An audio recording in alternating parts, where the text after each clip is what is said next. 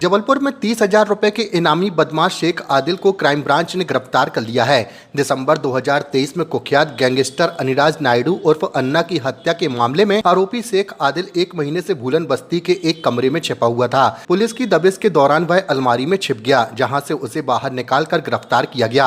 आरोपी के पास से 2 देसी पिस्टल, 1 रिवाल्वर, 3 कट्टे, 2 एयरगन, तलवार, बका, चाकू और 50 जिंदा कारतूस और 68 चले हुए कारतूस बरामद किए गए हैं। इसके अलावा पासपोर्ट और 23 मोबाइल फोन भी जब्त किए गए हैं। पुलिस के मुताबिक वह अलग अलग मोबाइल और सिम से साथियों के संपर्क में रहता था और विदेश भागने की तैयारी में था।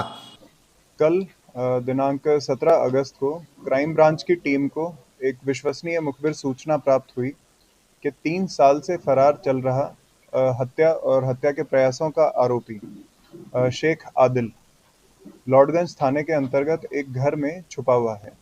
तो इसमें कई टीम्स एक्टिवेट हुई और उस घर को घेर करके जब पकड़ा गया तो उसमें शेख आदिल जो कि नई ओमती का निवासी है, ये वहाँ पर मिला। इसने अपने इसके पोजेशन से हम लोगों को एक पिस्टल और 4 जिंदा राउंड्स प्राप्त हुए। पूछताछ करने पर इसने ये बताया कि ये कुख्यात बदमाश सुयश उर्फ छोटू चौबे गैंग का मेंबर है। उसके कहने पर ये हत्या और हत्या का प्रयास कर चुका है। इसने पूछताछ में ये एक्सेप्ट किया कि छोटू चौबे के कहने पर इसने माड़ोताल थाने में अनिराज नायडू हत्याकांड को अंजाम दिया था और साथ ही इसी प्रकार से ग्वारी घाट में भी रतन यादव के ऊपर गोलियां चलाई थी। साथ ही इसने ये भी एक्सेप्ट किया कि ये छोटू चौबे गैंग के अंदर हथियारों की खरीद फरोख्त का काम भी करता है और उसने ये बताया कि इसी मकान में उसके पास में कई सारे और हथियार भी छुपा के रखे हुए हैं। तलाशी लेने पर हमारे को टोटल 10 फायर आर्म्स मिले, जिसमें 3 पिस्टल्स, 4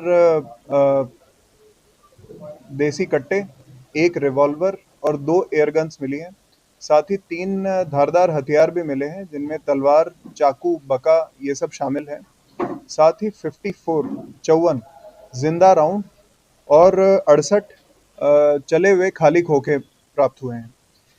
इसके अलावा इसी व्यक्ति का हमें वहाँ पर पासपोर्ट भी मिला था। इसने ये भी बताया कि इसी घर में छोटू चौबे और उसके गैंग के मेंबर्स जब भी फरारी काटते हैं, तो जो मोबाइल्स को वो यूज़ करते हैं, वो भी वहीं छुपा के रखे हुए हैं। तो ये देखने वाली बात है कि इस अकेले के कब्जे से हम लोगों को 23 मोबाइल्स मिले, जिसके अंदर कुछ महत्वपूर्ण जानकारी भी मिली है। इसी के तहत इस को हम लोगों ने अरेस्ट करके आज पूछताछ की है और आज इसको न्यायालय में पेश किया जाएगा।